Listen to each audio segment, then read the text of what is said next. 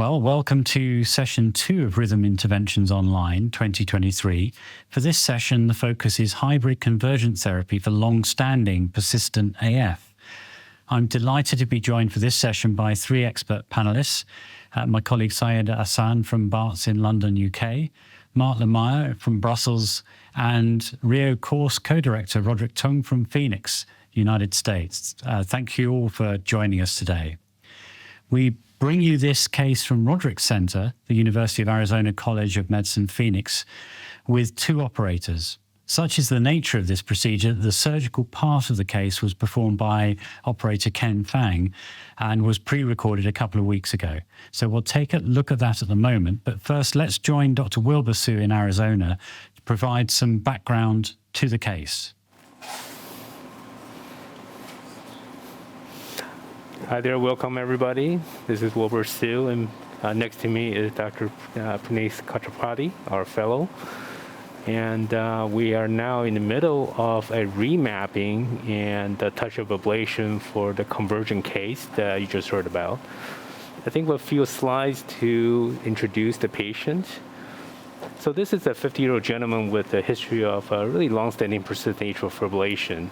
Chest vascular 3, heart failure, hypertension, diabetes, sleep apnea, multiple cardioversions for highly symptomatic AFib, and has tried multiple rhythm control drugs, but continues to be very symptomatic. So patient does have severe left atrial enlargement with left atrial closer to 6 centimeters, and really no other structural abnormalities with normal near normal EF when he's in normal rhythm, but does decompensate. So given the long-standing persistent AFib, and patient also has a background of being Jehovah's Witness, where blood transfusion is not desired, so anticoagulation is challenging. So we chose the route of having surgical left atrial appendage occlusion as well. So this Convergent maze was offered, and patient agreed to proceed. As you heard about, this is a atrial fibrillation that patient presented with, and then we will go ahead and show you the surgical portion of it. This was performed several weeks ago.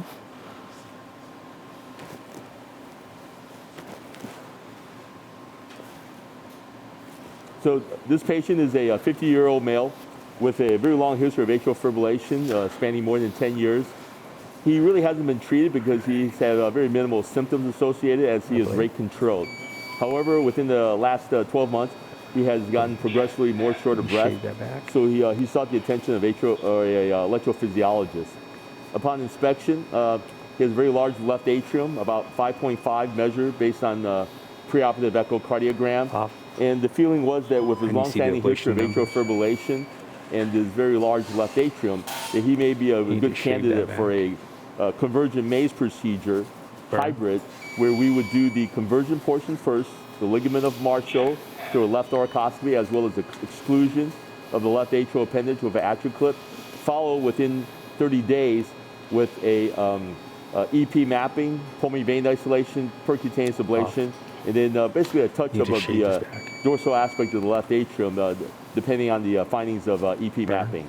So today we're going to go ahead and do the subxiphoid portion, as well as the left atrial appendage. During the subxiphoid convergent maze, we're also going to do some intraoperative mapping of the dorsum of the left atrium to help guide us to repeat ablations as necessary. Really good exposure by Dr. Fang. You can see we're getting more towards the left-sided veins, and this is just a pre-map again, advancing in and getting high density. Obviously, you don't have the same luxury of a percutaneous, and there's a balance between filling it with some fluid and getting voltage data. Great, and we're focusing on the electroanatomic map right now. You can see that we're seeing the anterior surface of it. The grid is there mapping between the area of the right inferior and the left inferior vein, which was what we would call the inferior line region. The area that's superior is where the pericardial reflection is, and where Dr. Fang has the grid right now is right in between the vestibular portion of the posterior wall. So this is our pre-map. The voltages look fine. We're doing this during atrial fibrillation. There's a lot of controversy as to whether you should be mapping in AFib versus not, but actually we find that with even this patient, 13 years of AFib, voltage looks pretty well preserved here, even during atrial fibrillation. So this is our EpiSense catheter. bipolar radial frequency ablation. You can see the tip of the catheter right here. There's actually a suction component on it, so that when we have it in the right position, we create suction on the catheter, which will suck it up. As you can see here, it sucks on to the back of the left atrium. This will ensure that we are ablating the left atrium and not potentially rotating like this and ablating the esophagus.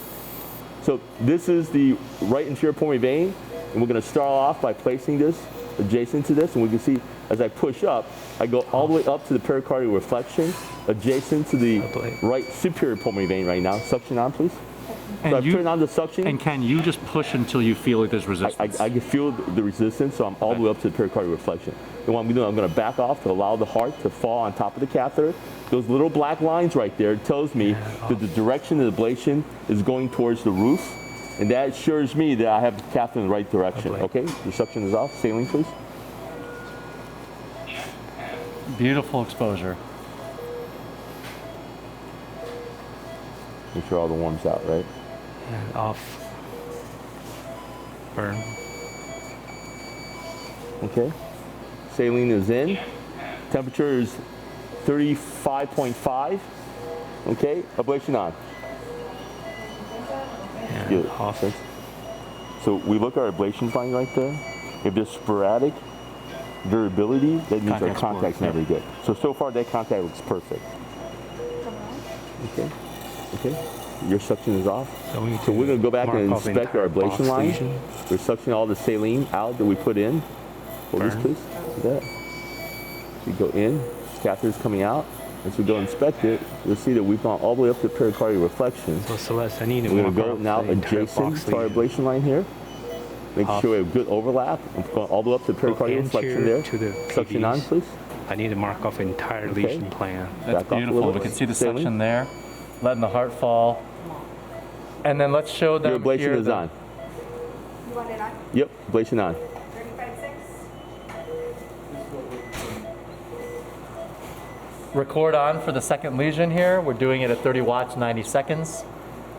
We're seeing very stable energy delivery here. You can see our right inferior pulmonary vein, first ablation, our overlap, second ablation, our overlap with the third ablation, fourth ablation line, and then as you come over here, we're going to do one more, but that is the inferior pulmonary vein on the left side. Hold this scope, please. So we're going to create our very last fifth ablation line right here. Right up here, you can see it's right here, right adjacent to it. I'm going up as high as I can, suction on. There you go. So you see the overlap right there? Beautiful. You see still our black dots? Great, so this is our fifth lesion Ablation on the top row of our lesion set. So as Dr. Fang is finishing his first row of lesions, I just want to highlight again the regional anatomy of the pulmonary veins. The pulmonary venous antrum, the posterior wall, is what we often have called it, but the posterior wall is actually divided into two parts. You've got this part here, which is the vestibule, which is the vestibular portion, and then the portion that we're unable to see is this pericardial reflection that looks like an inverse U, and then this would be the dome portion of the posterior wall. So electrophysiologists will often say, well, I just did the posterior wall, and we'll box in between the veins. But what we don't always get is the vestibular regions here, which is really the strength of Convergent. And I think that's why there's a couple variables of epi, endo, but also vestibule versus dome. The other important part is the coronary sinus is on the inferior portion of the vestibular region of it, and Dr. Fang is going to now come from the dome part where we've got the catheter up here, and that's our first row across, and then now we're going to pull back and probably do a second row across the vestibular portion. And the question is, how far do you go? Well, you want to obviously have a safety margin from the coronary sinus. The surgeons for the cryo will do an inferior mitral line that basically connects the coronary sinus to the inferior line between the veins. This is an area that we never do in radiofrequency ablation, but an area that Dr. Fang could also think about even hybridizing a hybrid procedure by doing cryo on top of that, because the fear here is circumflex artery or other coronary venous damage. So this is really important to show See that? the differences. Much better. And what we're doing is stacking Come back 1, over 2, our 3, second row. 4, these rows, and then doing more rows down here. And that's really what's going to see. And then we'll obviously be able to see the portions on the endocardium to assess transmurality. Coming all That's the the way down left this way. side Here's the coronary sinus right here. You by see the that? inferior vein. We're tracking the coronary sinus, Right here. which is above the reflection, You start losing it, but that's it right and there. you lose it. And there's Okay. a little bit of it's peeking through. Exactly. So that gives But if us you a follow sense it, of how inferior to You can land. see right here, this is the lesion coronary set. sinus right here. And you can see as I go deeper from the coronary sinus, this is the vestibule that we talked about. We Yep. haven't done our second row yet, but this is our first dome row right here. So there our may second be row is two going to more. be right here. There might be 3 rows for Exactly. And quite often I do 3 rows because he's got a large left atrium. You can see I'm starting over here with my 3rd row. Here's the right inferior. So you can see I've created my 2nd row here. I'm going to go over on top here, hold this, into the vestibule that you described, right? You can see it right here, see that? And what we're going to do Place is it on. consider trying a Yeah. innovation here, a banner innovation, and try to create an inferior mitral line here. So we'll try to extend that as Place it close to as Dr. Fang feels comfortable, and then we can try to complete it endocardially with Wilbur, because we think that if you can give someone a durable mitral line, that would really help in the persistent state as well. This is our second Here's row. our 2nd row right here, coming all the way across, Coming back over. all the way across, all the way across. And we're all the way up to here, and we've gone so far close, you can almost see the CS is right there, that little blue line right there, right? So we've come about a centimeter away from the CS, and this right here is the inferior vena cava, right? So you can see our ablation lines come all the way up to here, the beginning of the inferior vena cava, i.e. the right atrium is right here, right? So our ablation lines come all the way up to the top here, and our CS is right there. See it? There's our coronary sinus. You can see, so if you, that's our ablation lines. So normally, I feel complete here. Maybe I'll do another line right here to supplement. You see that? Because the CS. No, you're again, thinking is the right line here. to the CS. Here's the CS, right? Okay. So normally based you on would what you're be talking about, almost I could done do a line here. right here. So I would do another line right here. So what our plan here is to try to innovate this and maybe create what would be like a Cox mitral line, which is a vestibular line. Suction on, please. So Dr. Fang's going to try to do one more lesion set and get closer to the coronary sinus. Obviously, we don't want to risk circumflex Ablation on. or PLV injury, but we often will ablate within the coronary sinus to complete these lines. Right. So our plan is to try to create we're right here. Here's the left here. vestibular So we're line. coming right here now. Okay. Right here. And here would be more of our vestibular line, Oh, see, that's the CS right there. and there's the CS right there. So I don't know. That's pretty Okay, close. maybe a little further in then? Section Yep, up? push it Maybe in just a little bit more. further in? Yes. Push your scope in. That's more, it. Somebody go Right. back on? There's your CS. Yep. Suction on again. On. That's And it, we man. often ablate in the coronary sinus look all at the that. time. That's Yeah. it. So that'll be our last lesion. This is the closest I've ever gone to coronary sinus before. Okay. Okay, your We'll see suction's how it on. looks. So we're done with our ablations. We think we're done with the ablations. So we're just going to go over the anatomy. You can see the right inferior pulmonary vein. You see our first set of ablation lines. This is the heel of the ablation that we can visualize because we push the actual ablation probe as set flat as possible into the dome. But you can see the heel portion at least where we can visualize. I'm pushing all the way up here right now. You see there's a nice ablation line that goes all the way across the side here. And then as we get here, you can see very easily the left inferior pulmonary vein. So that's our first ablation line. Here's our second, extending as lateral as possible. And we're about a centimeter away from the coronary sinus, which is visualized right there.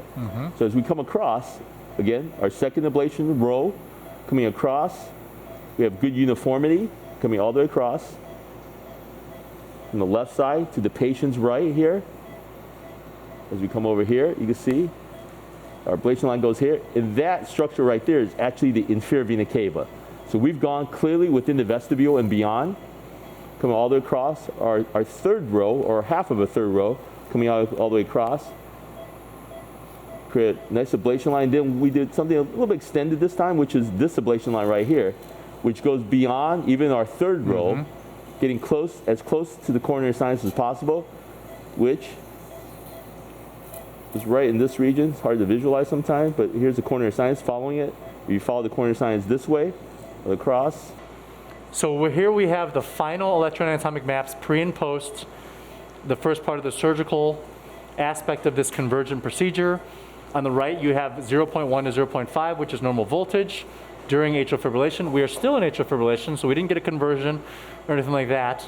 But on the left, you have the same voltage thresholds and complete grayed out, no electrograms are even present. There were some occasional areas that we felt like could have been some dissociated potentials, but they're most likely noise because they were pretty persistent throughout the whole thing.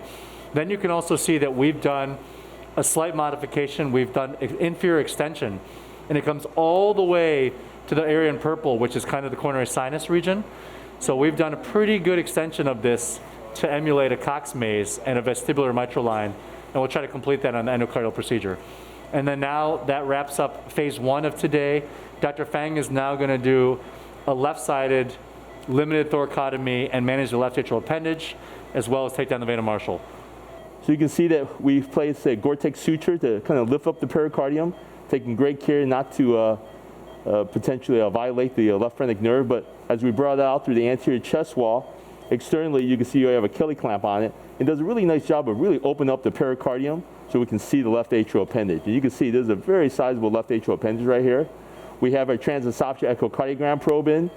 And my anesthesiology colleague, Dr. Will Eckert, will be visualizing the left atrial appendage. So eventually when I put my atrial clip on top, I want to make absolutely sure that I am all the way down to the base of the left atrial appendage down here. Okay? So I have my clip across the atrial appendage. What I'm going to do is I'm going to now, using a Kittner, manipulate the left atrial appendage just to ensure that I am all the way down as far as I can with my device.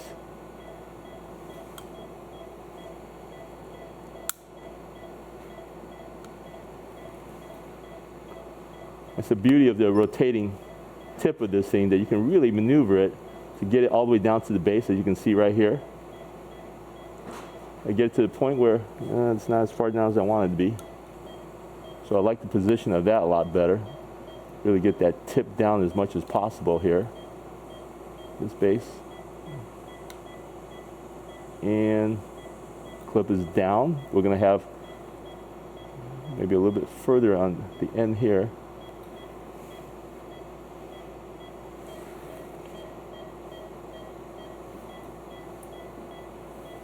There we go. Push down on there. I like that. Okay. Will, can you take a look at it from your end? So on the T echo right now, Dr. Ecker is showing us what the left atrial appendage base looks like. It's pretty damn good right there. What do you think, Will? Yeah, that looks pretty sealed. Yeah, I like it. If we look at it externally, see the clip is all the way down to the base here. No residual stump. I like it all the way down to the base down here. We caught the tip of it right here. Looks like a pretty nice placement of it. Okay, hold it. So with that, we're going to release the device. We like the position. Pull the swoop out. Grab this. Okay, nice and easy. Easily tease this out now. I'm going to unlock this. Just gently, without dislodging the clip, pull my device out. Back up on your scope. Good. That's good. Okay. We're going to take a quick look around here. You see, atrial appendage, clip all the way down to the base. And this is really the key of the operation. You can't just put this clip on. You have to ensure that the clip is all the way down to the base. And you have to visualize it not only externally, but also internally on T echo, just to ensure that you're all the way down. I feel really good about the positioning of this clip. The whole thing is in. You can see from the video right here that we are all the way down to the base of the left atrial appendage. And that is it. We're all done.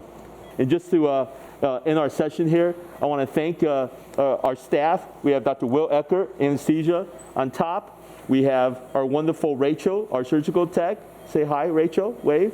And then Jenna's our PA. We have our perfusionist in the room. We have two wonderful circulating nurses, Ariana, as well as Peter, who's great members of the team. And thank you for your time and attention. Bye-bye.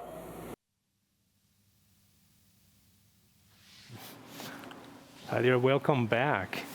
So you just went through the surgical procedure with Dr. Kenneth Fang, who is actually also in the room with us. And, Everybody. All right. So 3D mapping, we'll have Celeste show. And Celeste, if you can actually show us what we walked into. So we started about almost an hour ago to try to get a really good detail map.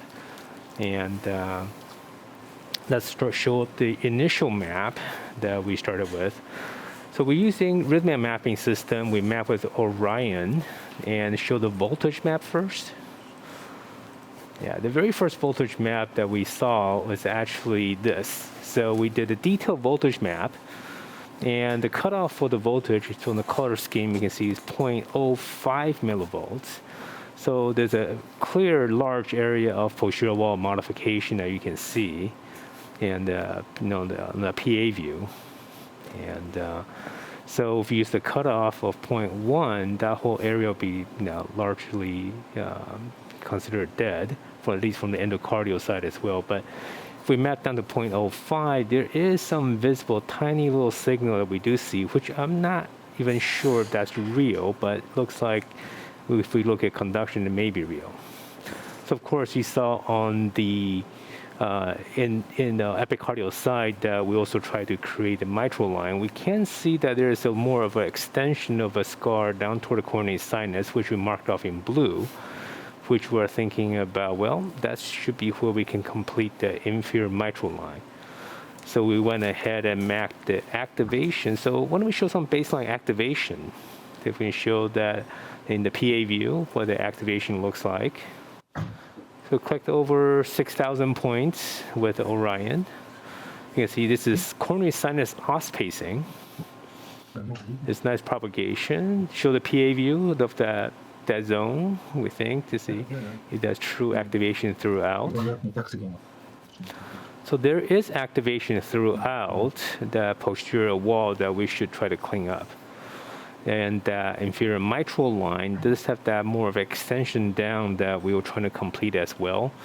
And this is a tremendously large left atria. So of course, as you go down to coronary sinus, you can see where that is floating there. It is of a challenge to try to get that line to block frequently for any ablation. All right. So we went ahead and did the endocardial ablation first to complete this line. And let's go ahead and show that first initial points of ablation and the activation with the first pass. So we did a first pass, and this is our first initial coronary sinus pacing. And to show there's the tiny breakthrough. Can you show the gap that we initially identified? All right. So there is a breakthrough of the line right there and we went back to try to finish off endocardially. But of course, this is also where the coronary sinus is as well. So of course, now have is, well, is this truly a coronary sinus break or is it endocardial break? And of course, if you look at coronary sinus pacing on the screen, you can see even on live right now, CS activation is going from proximal to distal straight through. And that may be what we're seeing as well. I will send. So we went ahead and touched up ablation in that area. And if we can go ahead and show the second map we took. Okay. But and this is actually where we ended as we went live. That's good.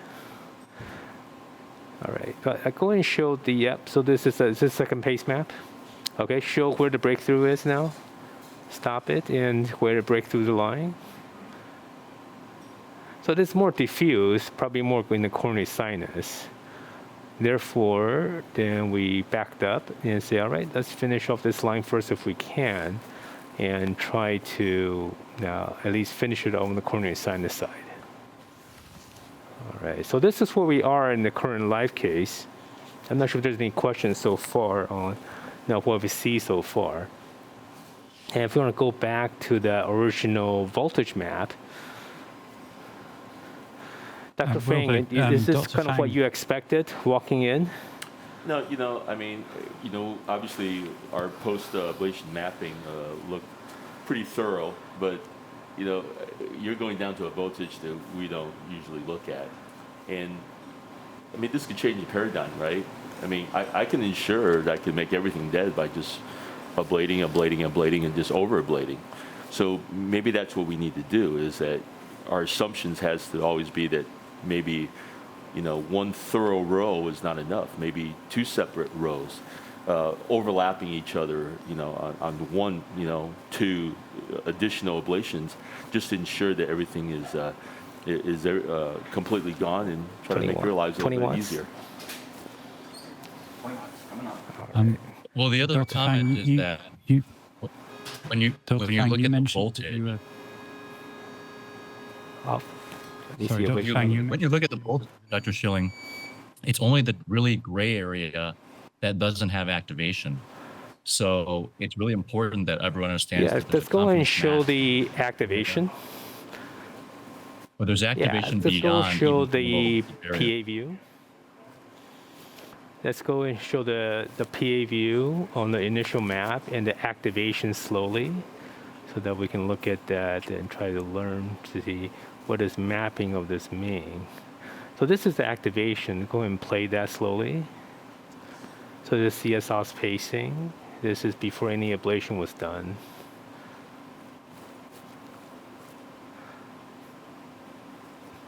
And if we look in show and click on the low voltage area in the back to see what the amplitude was, and by voltage display, it is less than 0.1 millivolts. So really by all definition, this is also where we, you know, a lot of time when we do repeat ablation for atypical flutters, where we're actually often challenged, right? Sometimes you see the entrainment that is pre and post right before you think is a dead zone. And then we have low voltage that we may not see. And somehow you have to figure out where to ablate. But often it's these less than 0.1 millivolt signal that becomes a critical isthmus. All right. So I think activation certainly. You have a really good start to an inferior Go. line, if not 99.9% already blocked. And that's why many people will say that once you do the veins, there's very little ablation that's needed. But I want to congratulate Wilbur on taking on the challenge. He didn't really know that we are going to create this vestibular line. But we can also, this highlights why it's very hard to achieve and why we typically pull the inferior line and why we pull an anterior line. This is not a line that typically we try as electrophysiologists, but this is what's standard as part of the Cox maze. Yeah.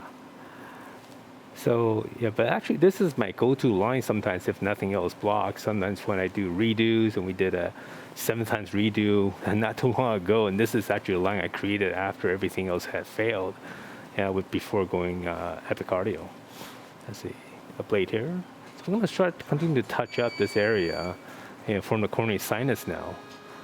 And I think that's where we're breaking through now. Yeah, any other thoughts about what we see that's off there? Yeah, so go ahead. And please talk over me as I try to do the CS. Yeah, sure. Yeah. So really nice case and really nice images. We're in the team.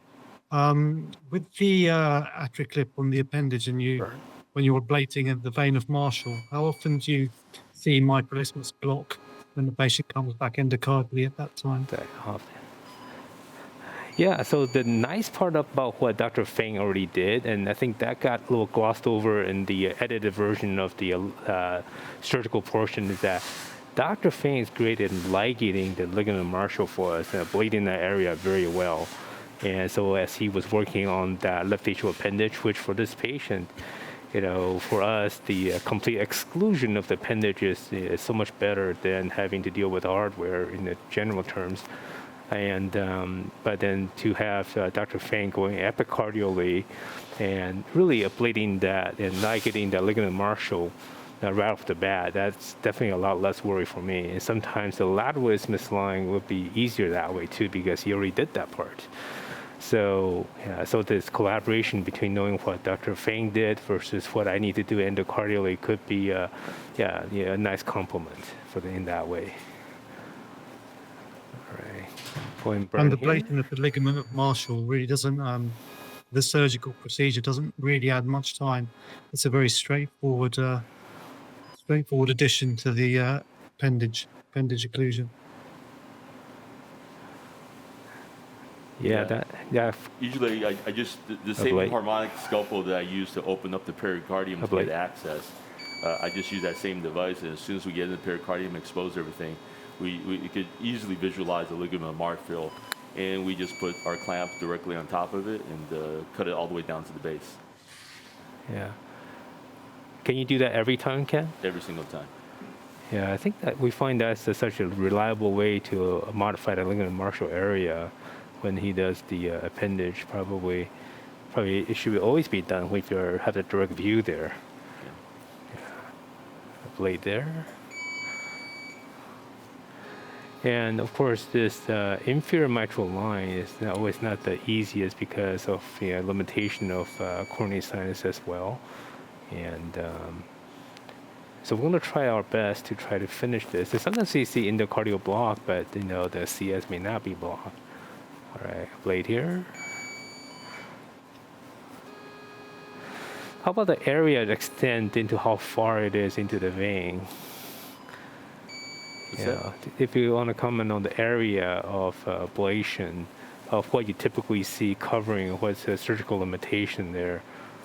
I mean, obviously, the biggest limitation is in the cephalad position. We can usually visualize the inferior pulmonary veins, but typically, based on the anatomy, it's very difficult for the standard case to visualize the superior pulmonary veins. So, the way we offset that is just to push the catheter as far cephalad as possible. You can feel that resistance, which is a pericardial deflection. So without a doubt, the dorsal aspect is the area that we're the most concerned about because we can't visualize it. Yeah. So can you show us the voltage map again in the beginning? Because of course, we're often I have to admit that we kind of do things the other way around, because Dr. Fang only gets the worst leftovers. So it's typically when we have already done the PV isolation, and then Dr. Fang gets to kind of finish off anything else that we couldn't quite get to from the epicardial side, and then take care of the appendage, ligament of Marshall. And so here we have the 4 veins that we still have to kind of finish off. But what is your thought about, where do we draw the roof line, right? So I can tell you in the past, what we would have done in the past is that if I know I'm going after a long-standing persistent fib, I may do 4 vein isolation. I can do the roof line very anteriorly in the, in dome, covering the entire dome very anteriorly.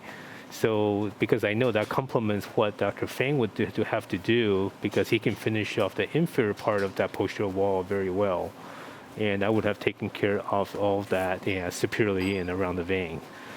And so, but now in the reverse, I think we'll probably still have to do a box lesion. But the good part is that, the part that is close to the esophagus is likely already done, we hope. Then we don't have to deal with that part as much. Yeah. Would you routinely The other thing that was, go ahead. when these patients come, when the patients come back, what's your strategy in the cath lab? You obviously ensure that the veins are isolated. And do you have a standard lesion set off for that, or do you do much more? Do you burst pace to induce arrhythmias, tachycardias? Yeah, so it's kind of tailored approach if the PV are already done. If this is a repeat ablation and say the box lesion is already done, posterior wall is already done, then we actually want to really understand the substrate, right? This is where the knowledge of AFib is still lacking, and all the kind of the functional versus substrate modification, everybody goes their own way. Now our approach is really understand the substrate well. So typically may do an AFib map, we'll do a sinus map, and really look at the voltage fractionation to see what is healthy, what is not. And for this patient, what's very worrisome, actually if we switch to the fluoro view, you may see that, we're focusing on the left atria, but AFib is a biatrial disease, right? So on the live view, if you switch to the fluoro that we have on, you can see in the LAO view how ginormous this guy's atria is. So here's the combo view. You can see that in the center, we have the dual decapolar catheter placed with that classic severe biatrial enlargement W shape of that coronary sinus. Look at the right atria. I mean, what do we do with the right atria? I mean, well, of course, we're going to do a drive-by CTI line, so that will be done. But, the classic maze also involved the right atrial modification in the past. And I know that's always something that we'll tackle if we think, if we have a functional induction originating from the right atria as well. But as kind of a stepwise approach, left atria, finish modifying this, see how a patient do, will be our next approach too. But the right atria looks like it's almost bigger than the left atria.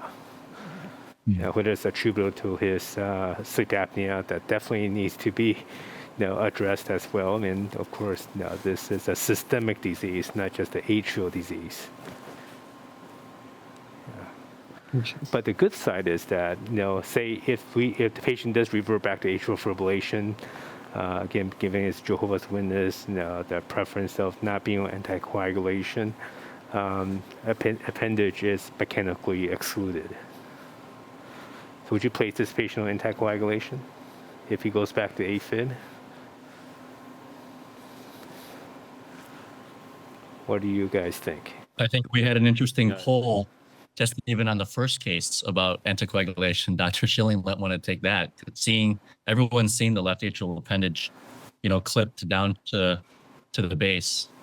And obviously with Laos, 77% of patients in Laos 3 continued anticoagulation. So I think this is a really hot topic, obviously, without clear answers, but I'd be curious to see what our panel thinks. Yeah. So Our current practice, of course, if I can prevent a stroke. If I can comment on that, I think the big difference, of course, with the previous live case, was, of course, that there was an endovascular closure. So that means that you leave foreign material, a mesh wire, in let's say, in the lowest, flow velocity part of the left atrium. And therefore, there is a need for at least dual antiplatelet therapy. And difficult to say how long.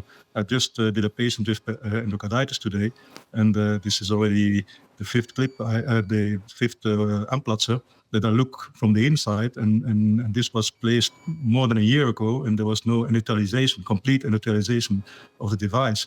And so there is, I think, we cannot compare an epicardial closure and the anticoagulation strategy with an endocardial closure, where there is still a lot of foreign material inside the heart. So I think that is something we will have to study in a separate way. You cannot compare these two closures systems. Yeah, I do agree with that, because we do have our series of device-related thrombus that we do see. So I completely agree with that point that if we have freedom from any endocardial device, it may mean something different to have an epicardial closure or a left atrial appendage exclusion. Right. So I think for patients like and that's why we wanted to make side on the side of asking the surgeon to go ahead and exclude the appendage epicardially and give that endocardium a nice smooth healing. Right. So the value proposition of hybrid therapy has to be. Go ahead, Dr. Schilling. One of the things that people may say is, well, with PFA, you can now eliminate the posterior wall signals very quickly. But one of the problems with PFA is that it's very cardiac specific, and it may not change the ganglionic plexi and the autonomics of the heart, which clearly RF will. And I wanted to ask Professor Namara and Dr. Fang, do you see autonomic responses during surgery and during application on the posterior wall like this? No. I personally have not. It's a very, very important question because we do know, of course, the autonomic system will be part of the pathology. So we test it. We ablate it with radio frequency. But I have to also warn you, although PFA is tissue specific, we now did several cases in a study where we combine an endocardial PFA, posterior box with PVI, and then we do a thoracoscopic left atrial appendage occlusion, and we remap the posterior wall and the pulmonary veins from the epicardial side, and it is isolated.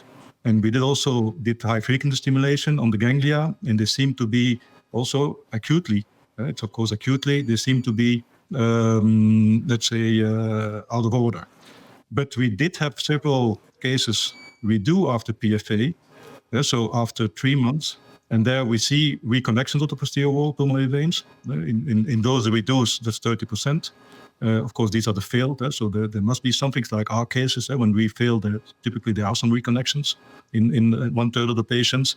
And in these patients, the ganglionic response recovers. So there's like an acute effect and a chronic effect, which is not the same. Which is not surprising, because that's what we see with other devices too.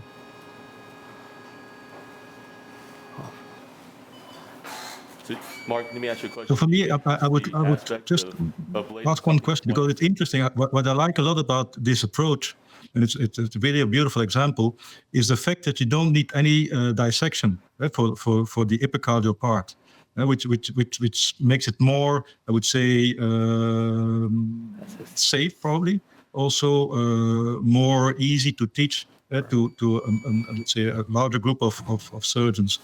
But as you can see on the map, by doing this, we move the posterior wall isolation towards the vestibule, like has been explained. So the anterior line, which we normally would make between the pulmonary veins on the right side, right and left superior pulmonary vein, is much more posterior.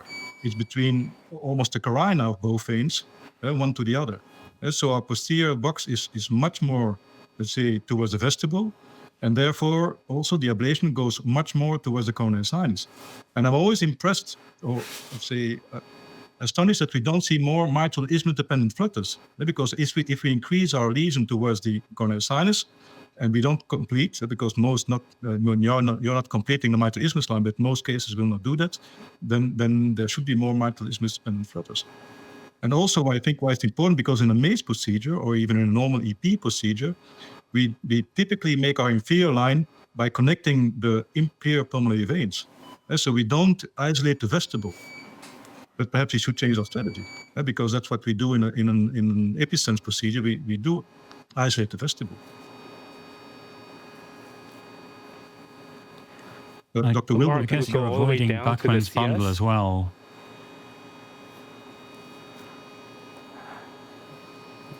Yeah, so the superior overlapping. aspect of it, let's come off. Yeah, so the superior aspect of the roof, the question is how anterior do we go, and can we truly get the, so often even if we go too anterior, Bachman's conduction is hard to eliminate without going epicardium. And that's kind of the limitation of who we are with the endocardial ablation at times, right? That's often what the last hour is spent in trying to block. These are all the limitations we have either from epicardial and endocardium. And that's why sometimes a combination of these does help the case quite a bit. Okay, here. Because an alternative would be, since he does do the left thoracoscopy to put in a left atrial appendage clip, that he puts the EpiSense catheter into the roof through his left thoracoscopy, and therefore create an anterior roof line on top of the, let's say, posterior line, box line. So he just uses the same, let's say, port for the clip, puts in the EpiSense, glides over the roof. You can also do the base of the left veins, and so, let's say, make a more anterior roof line. You know, Mark, funny you should say that, because, I was a proctor for the original Flex 10. Do you remember those days with the microwave ablation? Yeah, I do. So we would go in that transverse sinus all the time to go from the left side to the right side. And that was our kind of quote unquote, our roof lesion around the box. So you're absolutely right. Obviously anatomy is different from one person to another, but you if you can imagine from the last case, with that pericardium lifted up, you could look directly into the transverse sinus, and you could do exactly what you say with that same catheter. Yeah. And I do believe it will give you a more substrate, let's say, exclusion, and facilitate also the EP procedure. Of course, the roof there, you have to pay attention, can have fat. In some patients has fat, but in some patients some more fat, and therefore we really call it at that point a sandwich procedure, So where we, in fact, we do the roof line on top of the posterior line, but the posterior box, like what you did, nicely performed. In fact, was very, I'm moving. it was very clear to me. But then we add on, like you said, to the microwave, the Flexen by the time, but now also with the Cobra, or with the Cobra Fusion, or even with the Cool Wheel, you can add, let's say, a more anterior line, and even go around the left pulmonary veins, because therefore the EpiSense is a perfect device because of the suction capabilities. You just put it in place, you suck it, and it just stays there, and you just ablate.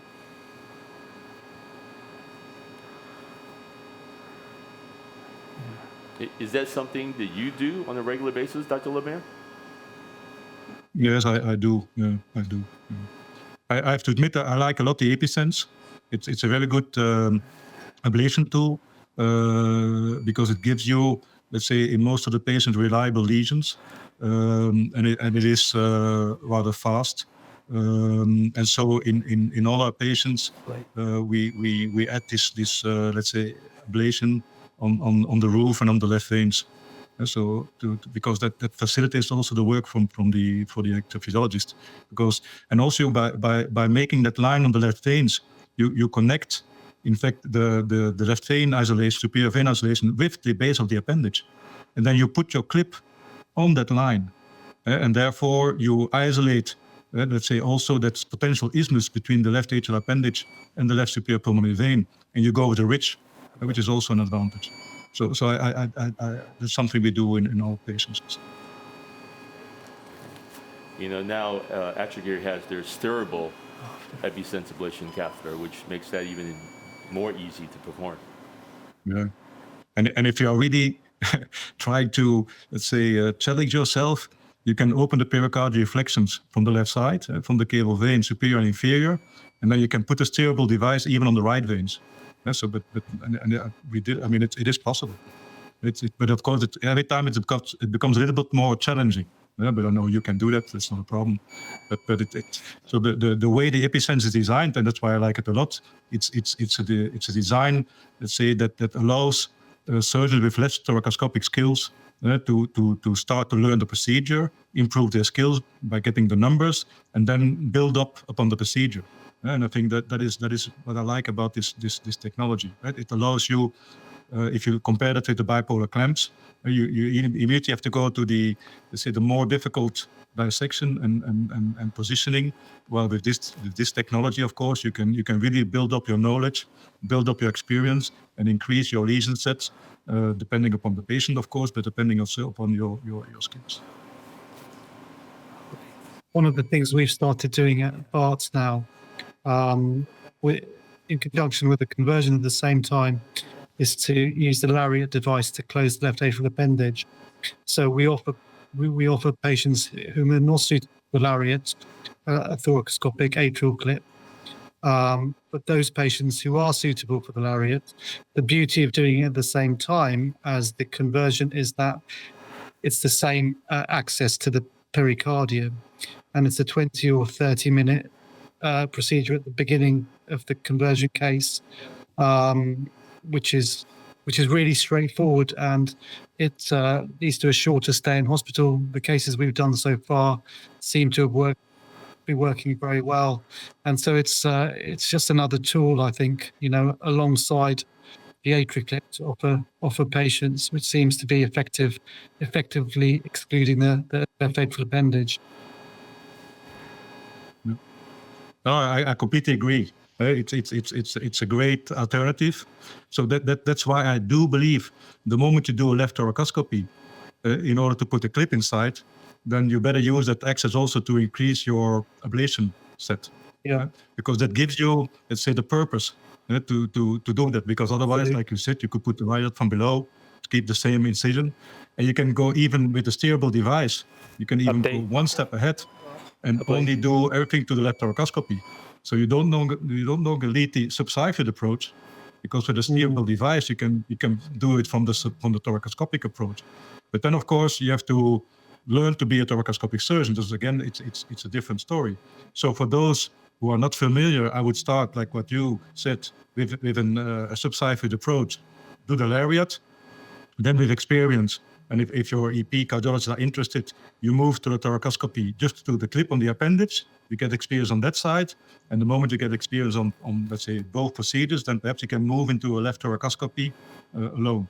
And that's what I like about this procedure. It gives the surgeon the possibility to build up his let's say his skills, because that is what is needed. We don't have, let's say, in our cardiac surgery this skills for thoracoscopy. Most centers do not do this, and therefore by building up by this procedure, I think is a beautiful way of getting into the arrhythmia field and into the epicardial space. So we're getting intermittent block in the CS now, aren't we? And it's now persistent. Off there. Yeah. So that's the hope that, yeah, so let's have intermittent capture there. Let's go back to the left atria, see if we can create a, because, you know, as you can imagine, getting the CS block is a little challenging. Sometimes I take the CS catheter out, but I was hoping to see that, you can see that live. So it is somewhat intermittent here and there. And but you can see that this is why creating that inferior line sometimes can be challenging. And you can see the swing. This is a magnetic system, so that you see that inferiorly. And go back to the previous geo we did with the CS. You can you see that it does extend to the inferior view, Celeste. Yeah, go up. You can see how far we have actually gone up on the CS. When we're in the CS, the ablation lesion actually goes up, extended pretty far, because initially the thought is that actually doesn't actually go very low toward the CS. But of course, that whole CS region is encased by fat, and the epicardial view, as you saw there, actually ended at fairly superiorly, more superior than what we thought when you first go into the coronary sinus. And so we have a few strands of muscle that's actually still connected on the CS side, but we'll go ahead and finish that off. But if you look to see, yeah, it'll show the inferior view of how far the lesion is that goes upwards. So if you look at that swing of that catheter to try to encompass around the coronary sinus, the green dot is where we actually ended up blocking acutely, and we need to touch that area up. We actually didn't get a very good lesion set in there, but you can see that whole region of how wide that CS swing is, and going more superiorly into where the intended line is. So in a way, the surgeon actually gone as far as they could toward the mitral valve, but actually still quite a bit of distance to go from the endocardial side. Mm-hmm. Yeah, if you look at the review screen on the top of what the transmitted screen is, you can see that distal CS actually had a pretty good delay and then blocked them, but unfortunately it does recurve, which is what we like to see as well if it's not a consistent block, that we can go ahead and finish that off. At least we know where that is. Yeah. I would just like to ask you, Wilbur, is it always easy for you to find the vestibule, let's say, connecting lesion to the coronary sinus from the epicardial burn, or do you? Because I don't think it will always be that easy to be sure that you're connecting on the same epicardial, let's say, line. Yeah, the epicardial versus endocardium. Well, the voltage map, a good voltage map will tell you exactly where it was done. And so to connect, at the end of the day, it's what you see is what what matters, right? So all the intended lesion from the epicardial side, and we basically walk in and say, all right, what is it that we have to clean up? What is it that we have to finish off? So to be able to find the shortest distance there and just connect that, it's kind of case by case basis. If we really don't have a good endocardial line, then it really doesn't matter. We have to if we want to create a mitral line, we can create on the roof, we can create laterally, and of course, the inferior line like this, if it's already 70-80% done, I just finish it off. No, because that area done is the CS. the vestibule. Sorry. So that area of the vestibule is an Yeah, interesting epicardial area. Epicardially, that's line. very limited. Right. Sorry, Wilbur, Go once ahead. you've done the CS line, what's your strategy for the rest of the case? Rest of the case, well, there are a couple of things. I'll throw a couple ideas out there. If I have some of the approved catheter that you have in Europe already, and like the PFA, I probably just do PFA. But here, the rest of the if we look at the voltage map, the 4 veins and roof going across, it's actually very easy for me with cryo balloon. So I can stamp the whole quadrant, and you can see the voltage map, and I can take the balloon across the roof, and that will create the entire box lesion. And in fact, that's what I probably leave to start with. If we go the other way, I do PV isolation, the roof across. And you can see if you have seen cryo balloon roof line, that's actually probably a centimeter or 2 wide lesion all the way across. And then you can see how, if you show the PA view again, Celeste, how this lesion then complements what you see with the cryo balloon lesion, kind of a 4 vein and the roof across. And then the surgeon can actually connect that, then finish that entire back wall off. Now, of course, all as technology advances, now will PFA take over a lot of what we do? We know a lot of limitations there. Now all PFA created equal and etc. So definitely, we continue to look for every tool available to make this as safe and as effective as possible. What are your thoughts? What would you do? Well, I think I would agree that I'd focus on isolating PFA has the changed our life. veins, and PFA's a great and simple way of doing that in a very quick and safe manner.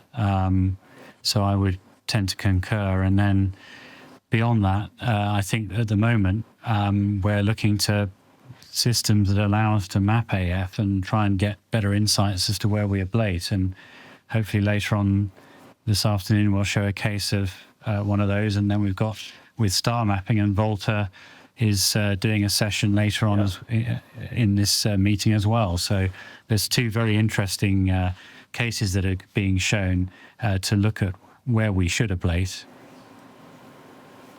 Yeah, we're very excited about those as well. So certainly looking forward to your live case later too. A lot to learn. I know as we're coming So towards the for end the of tool- this session, I think that it's really important to highlight many people, electrophysiologists, will say, well, why should I refer to hybrid? And why can't I just achieve this all with the catheter? Well, we might be able to, and obviously AtriCure something in evolution, which is our partnership. But the value proposition of hybrid strategies is appendage management, in addition to treating the vestibule, in addition to treating the epicardium.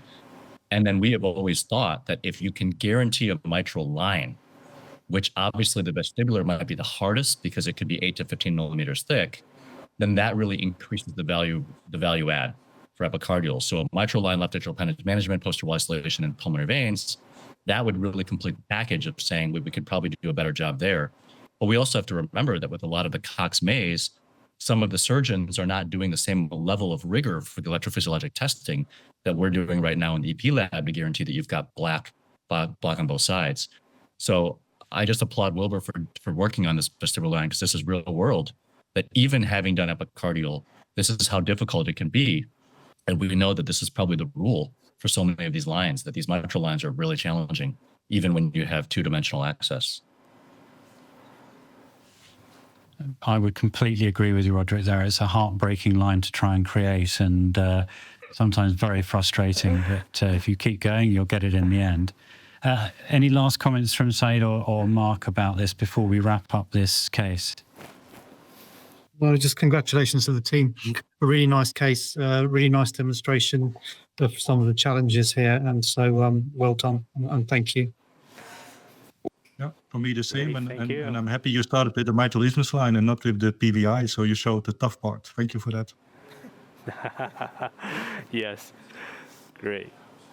Appreciate it. Well, that's all we have time for in this session. I really like to thank my panelists, Said, Mark, and Roderick, and Wilbur Su and Ken and Fang, and the whole team in Arizona where our plenary program will now come to a short break, and we're going to move over to a symposium entitled Ablation Therapy Options for Improving Your AF Treatment Outcomes. And so in a moment, I'll hand over to them. And then after that, we'll continue our busy program for day one of Rio 2023. Stay with us.